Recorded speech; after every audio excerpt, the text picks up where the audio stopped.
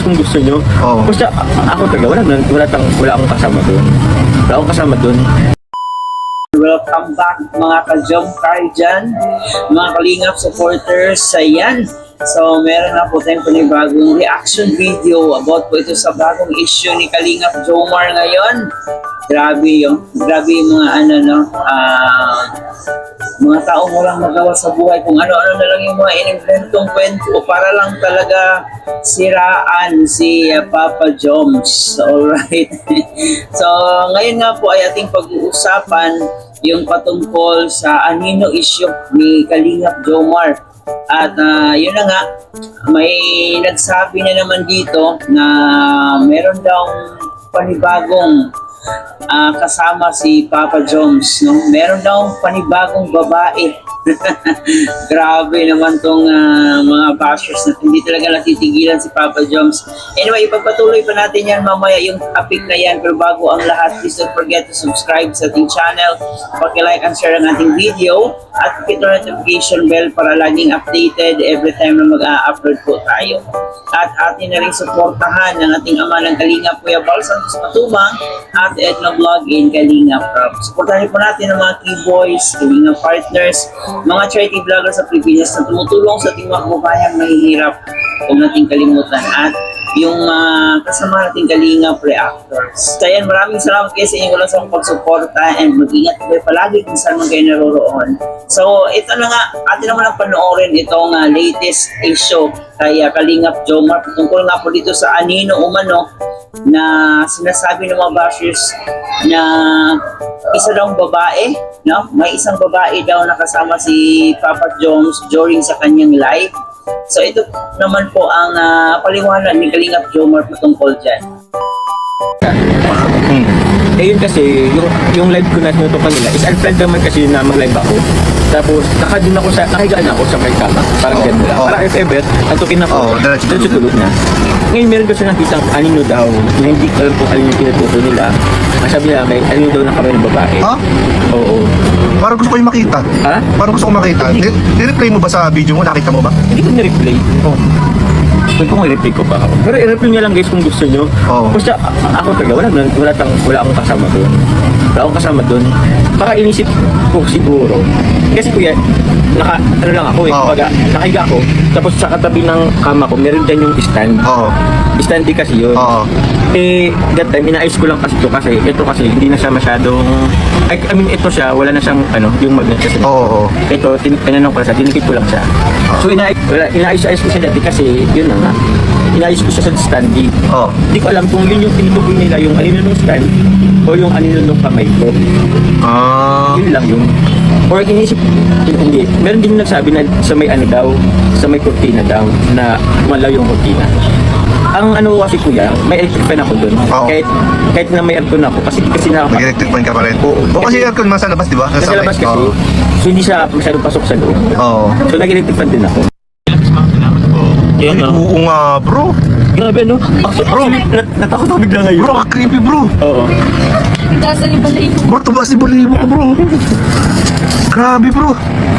Actually, natakot ako ngayon dahil alam mo dyan parang ginanon ko lang. Parang tinatch ka, bro. Ang bait lang. Ang bait na siya. Grabe yun, no?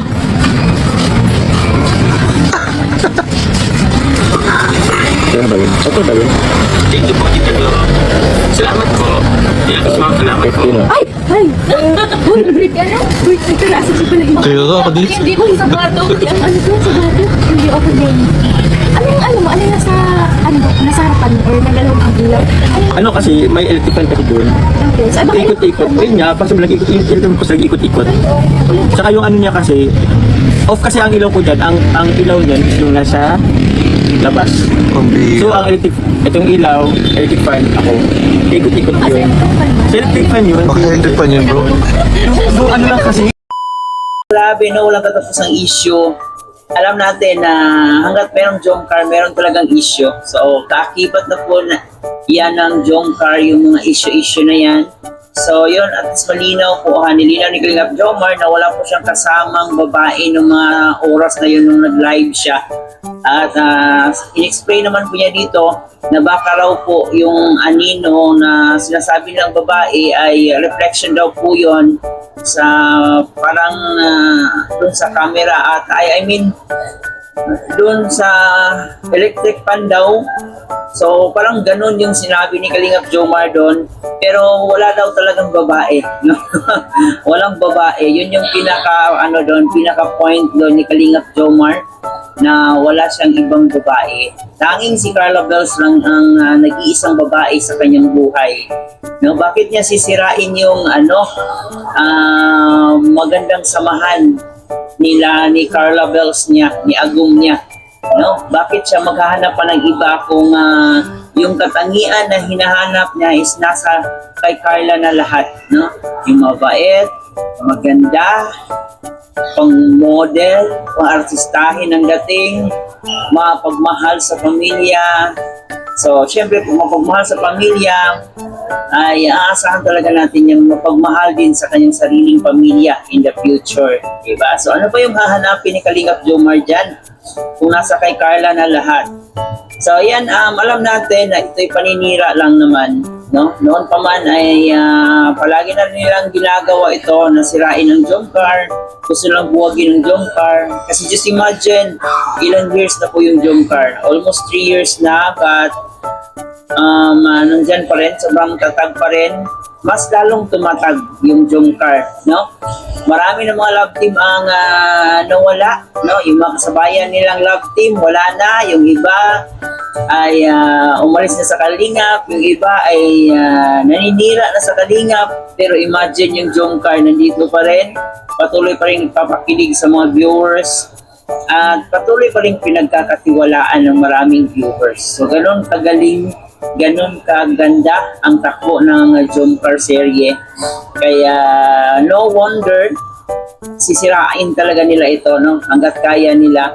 So kung ano yung mga issue, kung mawala yung issue kay Carla, lilipat ito kay Kalingap Jomar, no? Pag natapos kay Kalingap Jomar, babalikan ulit nila si Carla Bells. So paikot-ikot lang, no? Paikot-ikot lang yung issue nilang Jomcar. Pero alam natin kung ano talaga ang totoo. So wag po tayong mabahala sa mga issue-issue na yan. Kasi para sa akin lang, may gamit din naman yung issue-issue na yan, no? So mas exposure, mas lalong na pag-usapan ng Jomcar, di ba? Mas magkaroon ng curiosity yung mga tao na hindi pa kilala ang Jomcar. So mas mabibigyan ng much exposure yung Jomcar dahil sa mga issue-issue na yan. So as long as hindi naman po siya below the belt or panirang puri yung mga ginagawa nila, hindi libelous. So pagbigyan na natin yung mga yung mga salot na yan. No, pagbigyan na natin yung mga bashers na yan. Kasi minsan nakakatulong din naman yung mga bashers, no? Pagdating sa engagement ng mga videos, di ba? So, during magla-live sila, manunood yung mga bashers na yan. So, pag meron silang upload sa kanilang channel, like Kalingap Jomar, meron siyang charity. So, posible talaga na manunood yung mga bashers na yan. Di ba? Napansin nga nila yung live ni Kalingap Jomar na parang meron daw babae doon. So, it means, palagi yung nakabantay sa Jomcar. Palaging binabantayan yung Jomcar. So, nagbabantay lang sila kung kailan nakamali si Kalingap Jomar or si Carla, para doon sila papasok, doon nila sisirain or sisiraan yung Jomcar. So ganun lang yan. So part na po yan ng journey ng ating Jomcar dito sa social media. So sa mga solid Jomcar fans dyan, alam kong parang nasanay na rin kayo. So ganun talaga ang buhay dito sa social media. Hindi naman po palaging tahimik lang. Lalo ngayon na syempre si Kalingap Jomar ay kailangan din niya ng views, di ba? So kahit pa paano, kung napag-usapan yung pangalan ni Kalingap Jomar, ay nagkakaroon ng curiosity yung tao at puntahan yung channel niya, panoorin yung channel niya. So ganun lang, di ba? So hanggang dito na lang muna guys ang ating reaction video sa araw na to. Maraming salamat sa inyong pagsama. Muli po, ito po yung host sa si Kubi TV. Thank you for watching.